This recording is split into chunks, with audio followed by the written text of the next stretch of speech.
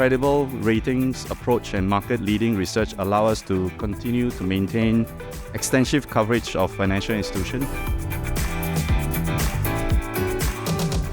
Trở lại về cái hỗ trợ và phục hồi phát triển kinh tế thì trong cái thời gian mà dịch bệnh và sau dịch bệnh thì chính phủ của chúng tôi cũng đưa ra được rất nhiều những cái giải pháp để hỗ trợ người dân và doanh nghiệp tháo gỡ những khó khăn khôi phục sản xuất kinh doanh, đảm bảo an sinh xã hội cũng như là thúc đẩy quá trình phục hồi và phát triển kinh tế. Well, thanks. I think the event went well as expected.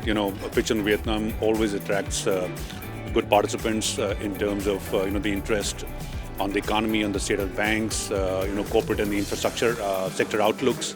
I think we had a good set of panelists today, providing sort of insights on what they're seeing on the ground. A good mix of, in fact, Fitch analysts and external speakers as well. Fitch has been focused on this market for the last few years, and we've seen growth in our coverage in terms of ratings and research as well. And we look forward to having the same event next year as well. Yeah, I think from a rating standpoint, it does pose some risks because if there is an increase in Fed rate, you'll again have the issue with interest rate differential.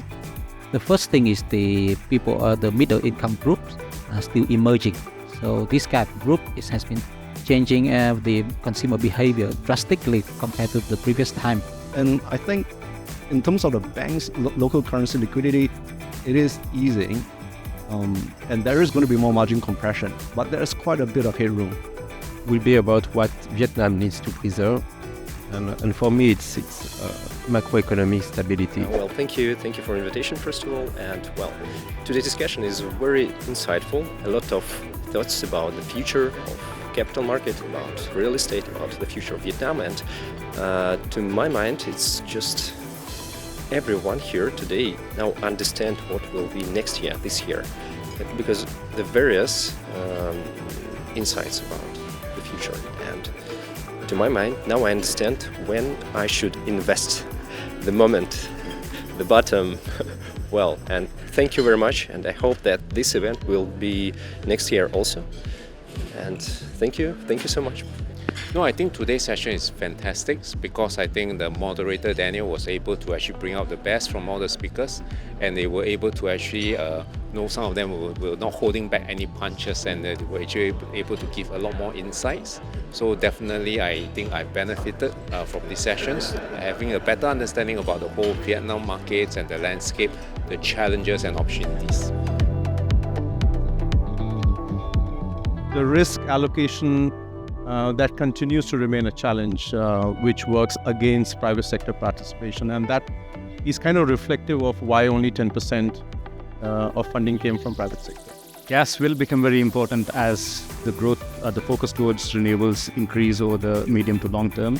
I think we yesterday put out a commentary which highlighted that the PDP-8 targets, especially for 2020, 2030, are quite ambitious. Maybe the VND bond market will continue to be frozen for a while. I discussed with some frequent issuers and frequent arrangers in the market. Actually, thanks a lot for inviting me to the event. I think the event is very well organized. And I also see the very active participation of all of the audience. So that is very impressive from my view. And I think another thing is the topics of the event today are also very relevant. Some of the topics are very hot, and a lot of people are also very interested in. And throughout the seminar and the panel discussion, we believe that the audience can gather some very helpful information. And after that, they may reach out to Fitch Ratings and to the banks to get more support. And I think that is the ultimate purpose, very good purpose of the event. 30% equity, 7% debt. That debt needs to be financed by the banks, but they can't ascertain the capability to repay if you can't calculate what you're actually going to get in terms of cash flow. It was a great event. I think the event was well attended. I think we have a good mix of people coming in, not just from within Vietnam, of Saigon and Hanoi, but I see some faces from Singapore and even I think one or two people from Hong Kong. So I think these type of events actually allows people to gather together, share information, do some networking, and at the same time probably clarify some misconception and some misinformation that they may have about a certain subject or even the country. Was there any topics that stood out to you during the conversation on stage? I thought that, the regulations, the regulatory front is something that most institutional investors would want to pay attention to. And Vietnam, for good or bad, they've been moving up the curve in terms of the transparency, but it's still not that great. So there's still some scope for that to happen in terms of improvement, but at least it's progress and there's development along that line. And I thought that that topic is something that that's the pulse that people want to get to the heart of the matter of.